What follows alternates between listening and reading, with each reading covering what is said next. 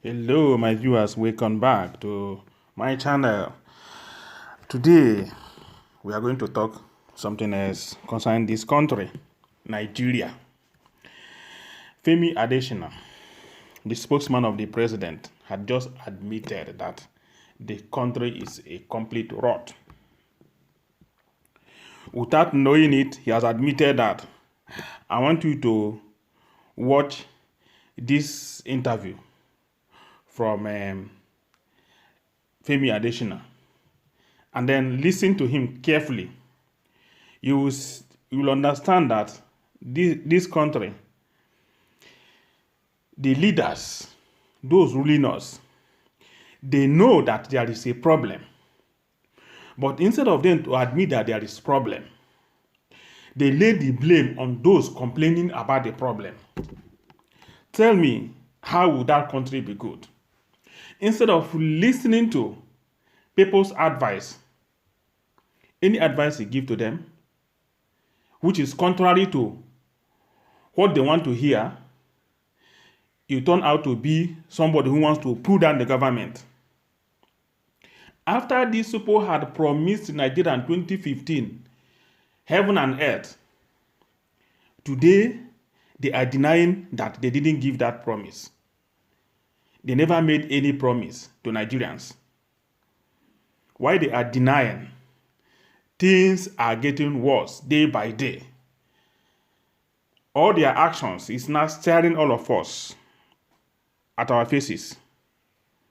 You just listen to Femi Adesina.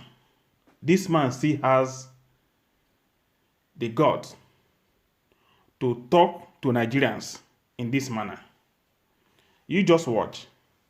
Additional, we have found out and we put some figures together tonight, and those are the figures we're pushing to you tonight. But if you do not agree with those figures, these are some of the figures of the government itself, agencies of government that have put out these figures. But this is another figure, Mr. Adesina, that I would like to put to you tonight. At the presidential rally, the candidate Buhari at the time promised that he would ensure that the naira was equal to the dollar in value if he was voted into office. At the time, he said the official value of naira is almost that it was going to reduce the value of the naira to the dollar. But now we've had almost a double of that from 2015 to now. The question is, what is the president doing in keeping to that promise also? That is another fact, isn't it, Mr. Additional? But what he just said, Shehu, does not exist. It is fake, it is false, it is apocryphal. It doesn't exist. And the Minister of Information, Alhaji Lai Mohammed, has debunked that before. It doesn't exist. It was never said. If it's said, there should be clips, there should be publications. It was never said. It was a conjuration by some people. And will it then become an albatross round the government's neck? That was never said. It was never promised. I challenge you to make the clip available where that promise was made.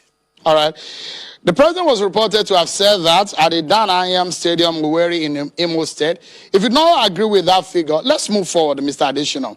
And I'd like to ask you tonight, the former Vice President Atiku Abubakar's statement depicted a tone of a government under President Buhari that does not listen to the counsel of others, and he says that patriots like him have advised the government in this regard, especially relating to the latest figures on unemployment. And he feels that part of the problem we're having is that maybe the government is not listening.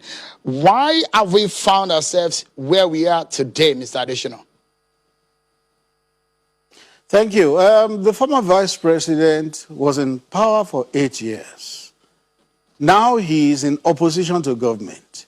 You can't take whatever he says as the gospel. It can't be. The question is, when former Vice President Atiku Abubakar was in government with President Olusegun Obasanjo, where did they take the country to? Where did they leave the country? There are clips I've seen myself on social media where he was saying some things they promised to do, particularly on power. Some people collected so trillion and didn't deliver. that they collected the money and didn't deliver. And the interviewer asked him, did they go after them? He said, unfortunately, we didn't go after them. So, former Vice President Atiku Abubakar was part of the rot this country became. So he can't exculpate himself. He can't begin to sit in judgment over anybody. He played his part for 8 years, and they left the country where they left it. He can't claim, he can't, like Pontius Pilate, begin to wash his hands clean of what Nigeria has become. So invariably, the presidency will not listen to a Vice President Atiku in this regard.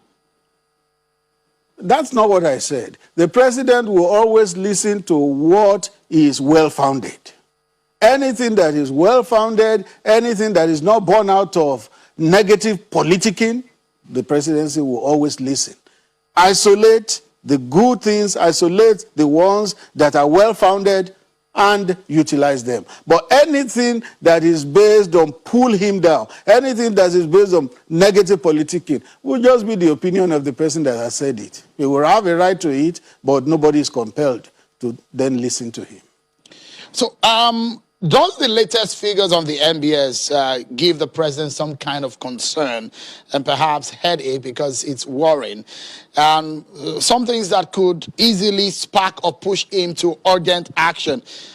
The current situation and trends of unemployment has been compared to the Great Depression of the 1930s by a former deputy governor of the central bank, Dr. Obadiah Melafia. And he said, considering the figures and economic indices, is reported to have said that situation led to a lot of troubles where people even committed suicide. Is it worrying for the president? And what is the president saying about these latest figures from the MBS, where it's been compared to the Great Depression, where people committed suicide? Well, you have a knack for bringing up people that carry bile in their hearts against their own country. The person you have just quoted, we know his position.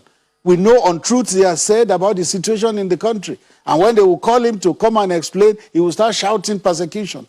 You have a knack for bringing up those people.